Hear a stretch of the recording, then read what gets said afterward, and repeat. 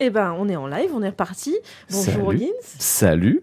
On est, je pense, dis-moi si le choix du mot est correct, un peu partenaire sur cette édition. Je pense qu'on peut dire ça. Je pense qu'on peut dire ça. Voilà, on est ravis de vous accueillir dans nos murs.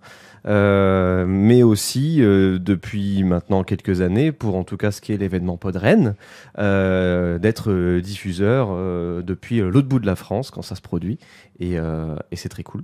Est-ce que tu peux peut-être présenter un petit peu le lieu pour celles qui ne connaîtraient pas? Oui, alors c'est un lieu à la fois très simple et complexe. Complexe parce que en fait, quand on essaye de l'expliquer, alors c'est très clair dans ma tête, hein, mais c'est toujours complexe parce qu'il s'y passe beaucoup de choses et que c'est beaucoup de structures imbriquées les unes avec les autres, pas forcément les unes dans les autres, mais en tout cas avec les autres, et que c'est pas toujours simple de savoir. Voilà, c'est un gros bâtiment, une ancienne friche industrielle.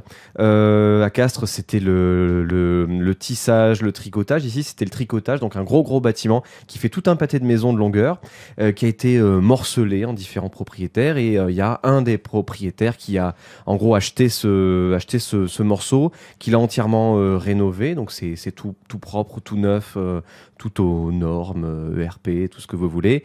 Au 3e étage, ils en ont fait des locaux de coworking, des salles de réunion, des choses comme ça. Voilà, il y a des associations qui louent, des individuels, des freelances, un peu toutes sortes. Voilà. Au 2e étage, il y a des organismes de formation. Et au 1er étage, il y a Radium, ici. Mais il y a aussi les ateliers, donc en coopérative. Une Scope qui a un resto, mais qui a aussi dans un bâtiment plus loin, qui a aussi une recyclerie. Donc c'est pour ça que c'est toujours un peu compliqué. Les gens, quand ils arrivent ici, c'est municipal. Non, c'est pas municipal. Il se trouve que c'est identifié comme un tiers-lieu, mais c'est une boîte privée qui a acheté ce bâtiment, qui l'a rénové et qui ensuite le loue à toutes sortes de structures qui, entre elles, fonctionnent ensemble, s'assemblent, trouvent des projets communs pour vivre, pour évoluer, pour proposer quelque chose, avoir une offre culturelle, que ce soit dans Castres ou ailleurs, et notamment si on parle un peu de rayonnement, il se trouve que Radium, en tant que radio associative étudiante qui a démarré en 2007 à Castres, mais qui n'était pas ici au tout début, depuis quelques années fait partie du réseau Radio Campus France. Et à ce titre, c'est pas toujours facile parce qu'on fait partie de les plus petites structures parmi le réseau, donc on n'a pas toujours les moyens de collaborer avec une aussi grande force que d'autres radios de ce réseau. Mais en tout cas, voilà, on en fait partie, on en est super content, et ça nous permet comme ça de faire des passerelles entre toutes les radios, ou en tout cas une grosse partie des radios de ce réseau. Et ça, c'est chouette, et ça fait un peu rayonner un peu au national ces petites structures et toutes ces actions. Mais aussi, en tant que radio locale, associative, c'est l'intégration des usagers de cette radio, qui initialement étaient les étudiants, mais pas que, au sein de la cité. Donc voilà, au sens local, au sens agglomération, mais aussi au sens large, la cité grecque, hein, voilà, les gens qui s'expriment et qui échangent sur divers sujets. Voilà. Donc tu es responsable principalement de Radium et de la table des ateliers? Ouais, voilà, c'est compliqué au début, c'était que Radium, j'étais là, voilà, j'ai vu de la lumière, on a dit tiens, c'est cool, on va prendre une petite location, on va installer le studio là, et puis très rapidement, c'est sur le même étage que le resto, on a organisé ensemble plein de concerts et tout ça, et voilà, on a depuis de longues dates décidé vraiment de coopérer ensemble, donc on fait beaucoup de concerts qui sont réalisés donc dans le resto, sont souvent, alors pas toujours, sont souvent diffusés avec des interviews et tout ça à la radio. Et puis il y a quelques mois de ça, voilà, j'ai fait un choix personnel. Je me suis barré de Toulouse et j'ai décidé de rejoindre en gros la coopérative, la Scope, les ateliers qui entre autres, s'occupe de ce resto, de produits locaux, de saison, etc., avec vraiment une vocation économie sociale et solidaire. Voilà, on est tous associés salariés dans une coopérative, et on fonctionne, voilà, de manière dans la mesure du possible, avec des prises de décision horizontales, voilà, parce qu'on est que 5 associés salariés, donc on n'est pas une grosse structure, donc on peut se permettre de prendre des décisions tous ensemble, voilà, et d'en discuter C'est pas comme des grosses coopératives où il faut avoir un CA, il faut avoir des représentants, des délégués, tout ça. Donc voilà, un peu comment ça fonctionne, et c'est la partie émergée de l'iceberg, parce qu'il se passe encore beaucoup de choses. Il y a beaucoup d'autres structures avec lesquelles on collabore, notamment une association qui est extérieure au bâtiment ici, mais avec qui on bosse beaucoup, qui s'appelle La Lune derrière les Granges, qui est un soutien logistique sur ce week-end de podcast, qui aide en matériel, en moyens, pour que tout se passe bien. Et voilà, c'est des gens comme ça qui sont... Eux, c'est une association littéralement sans domicile fixe. C'est une vocation. Et eux, ils font de l'organisation justement de concerts, d'événements culturels dans des lieux. Et il se trouve qu'ils organisent beaucoup aux ateliers, mais ils organisent aussi beaucoup dans d'autres lieux qui sont pas initialement culturels, des lieux culturels de la ville, des bars, des restaurants, un hôtel, voilà, une grange, des choses comme ça, un peu partout.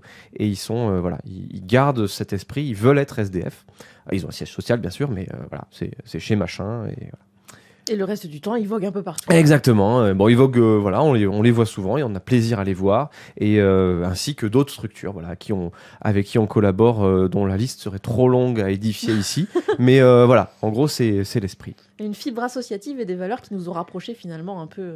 Oui, je pense que quand on parle, justement, moi je suis arrivé dans le giron un peu de l'économie sociale et solidaire par la coopérative, un peu sur le tard, il y a 3 ans, et je ne savais pas que les associations font partie du champ de l'économie sociale et solidaire. C'est voilà, le monde associatif, c'est gigantesque. Ça n'emploie pas forcément au sens emploi des gens. Par contre, ça fait travailler, bosser. Alors, ça fait pas toujours plaisir à l'URSSAF, mais ça emploie au sens large énormément de personnes en France. C'est une activité folle. Et c'est vrai que quand on voit l'organisation de Podren /Podcast, voilà, toutes ces énergies justement qui se rassemblent, des bénévoles qui traversent la France pour venir organiser quelque chose. Et voilà, c'est des gens qui se retrouvent, qui se connaissent. Il y a des nouveaux, il y a des anciens. Et ça se passe... voilà, c'est le monde associatif. Et c'est justement cette fameuse économie sociale et solidaire, parce qu'il y a une économie aussi derrière.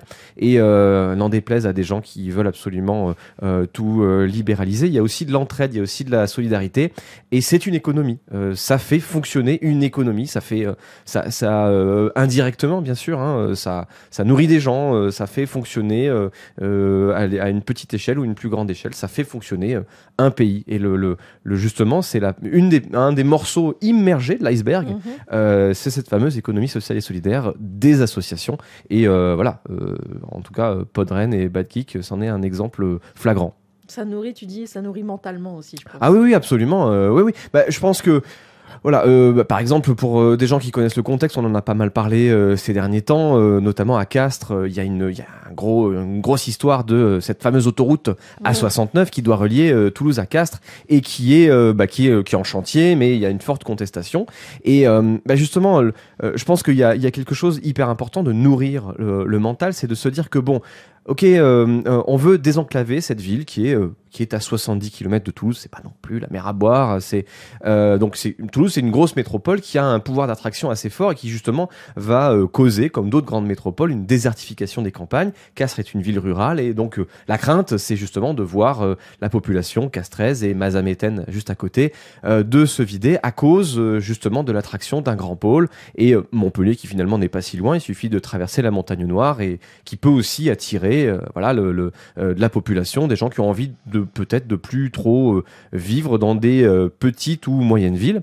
Et en fait, il y a quelque chose d'hyper important justement dans la nourriture mentale, c'est de se dire non mais en fait l'attractivité d'une ville, c'est pas forcément que ses réseaux de communication routiers ou même ferroviaires, même si j'aimerais bien qu'il y ait plus le train qui soit privilégié pour venir à Castres, mais c'est en fait si on veut faire grossir la population de Castres notamment, ou en tout cas qu'elle ne baisse pas, mais il faut qu'on qu'on ait envie d'y vivre. Il faut qu'il s'y passe des trucs. Il faut qu'on ait envie d'y habiter et de pas forcément faire des sorties. C'est pas forcément ça, parce que peut-être il y a aussi des choses qui ont changé, notamment depuis le Covid.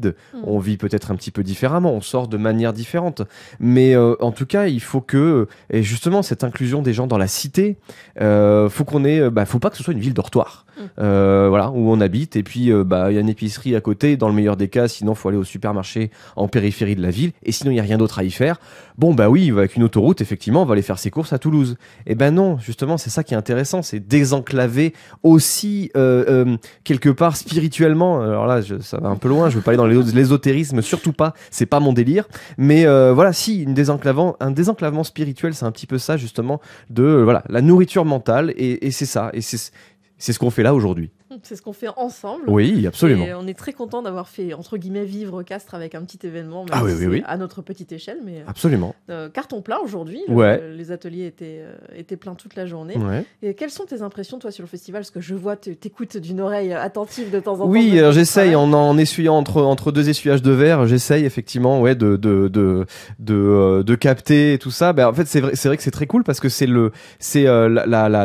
la conjonction. Moi, je suis pas du tout issu du monde du podcast. Je vais pas vraiment dire que je suis issu du monde de la radio, puisque même si on a fondé cette radio, on n'y connaissait rien, donc on a monté un petit peu les trucs comme ça, et puis il se trouve que ça fonctionne en tant que radio, mais c'est difficile de dire je suis issu de tel monde. Mais en tout cas, c'est vrai que l'univers de la radio classique, de flux, et le podcast, c'est pas forcément des univers. On croit que c'est la même chose, parce que souvent on pense au podcast comme le fameux replay des émissions qui sont passées, tout ça. Et c'est ce que nous on fait à Radium, c'est-à-dire que le podcast, en termes de technique, chez nous, c'est ça. C'est les émissions qui se sont faites en live, qu'on enregistre et qu'on met à disposition en téléchargement, de manière en flux syndiqué, en podcast. Et c'est vrai que le monde du podcast, avec des contraintes de temps qui sont pas du tout les mêmes, une élasticité du temps et des choses comme ça, les sujets qu'on peut approfondir d'une autre manière. On n'a pas peur des blancs, on n'a pas trop peur des blancs, parce qu'on va faire du montage, il y a quelque chose de non pas de plus vaporeux, parce qu'il y a des super sujets, il y a des choses hyper approfondies, hyper intéressantes. Voilà, aujourd'hui il y avait des invités dans tous les sens, et tout ça, c'est vraiment cool d'avoir à la fois fait venir les podcasteurs, les gens qui font les podcasts, et aussi que ces gens-là fassent venir leurs propres invités. Tout ça, c'était hyper cool. Et ça peut être un truc qui manque aussi des fois à la radio de manière générale, et redonner un petit peu de contenu et de fond à la forme. Ok, ce sera les mots de la fin. Ouais, Merci beaucoup en tout cas de t'être prêté au jeu de l'interview avec moi. Merci infiniment. Bon festival. Ouais, bon festival à vous aussi.